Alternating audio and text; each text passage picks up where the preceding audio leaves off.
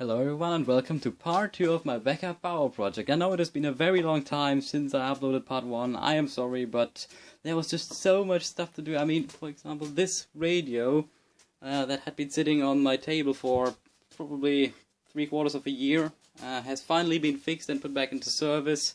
So yeah, glad I finally got that to work again, because it was just taking up space here. And there was a brush fault in our washing machine, I also had to fix that. But now that that's all done, I can finally get to make this video.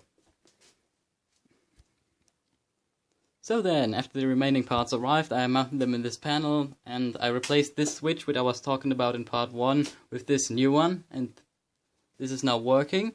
And you may also notice this meter that wasn't there in part 1. So let me explain what this meter and all the other buttons and lights do.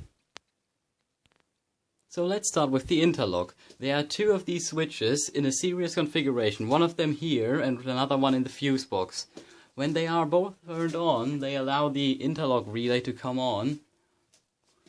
The lights down here, interlocks, will switch from red to green, and this will allow the main contactor to come on in case there is power on here. The main contactor itself is controlled by these 2 buttons. The bulbs in the buttons show the current state of the contactor. Again, if there is power present on this connection down here, only then. Otherwise this would just wear out the bulbs too quickly. These 2 lights here show the status of the main supply. If this switches from green to red, you know that the mains has failed. This is also part of the interlock circuitry, and this only if the mains failed, it will allow the main contactor to come on. This is to prevent feedbacks into the mains. And this light here, this light here turns on once the input of the backup power panel becomes live. And then there is this meter here, which is activated by this button, battery test. And if I press that, the meter turns on with some beautiful LEDs as scale lights. And this shows you the voltage of this battery, which is for supplying the mains failed LED. So you can easily determine the voltage of that battery and you know when to charge it. Makes maintenance a lot easier. Okay, that's the buttons and lights all explained. Now let's get to the part that you've all been waiting for, the test of the panel. It was a great relief to see this thing finally working, so I apologize for getting a bit too happy in this clip. Alright, let's test this thing then. Already turned off the power, so start the generator.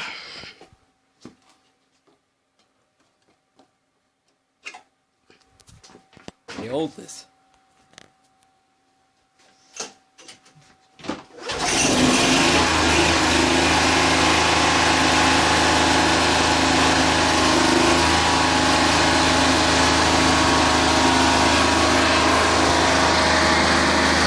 Turn on the interlock.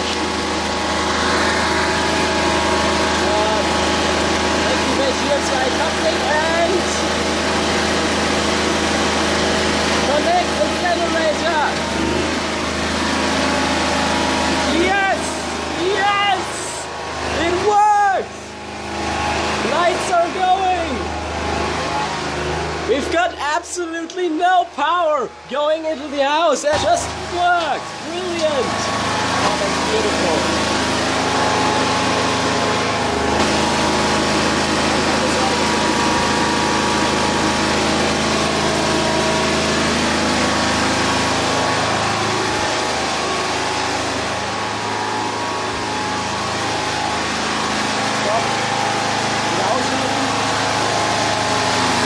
Okay, let's turn it back off. Oh, back off.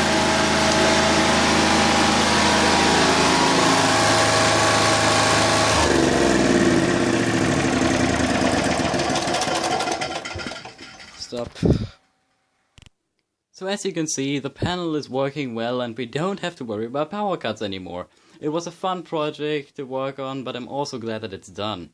If you like this project, don't forget to leave a like, or maybe even subscribe, because in an upcoming video I will build a metal melting furnace. See you then!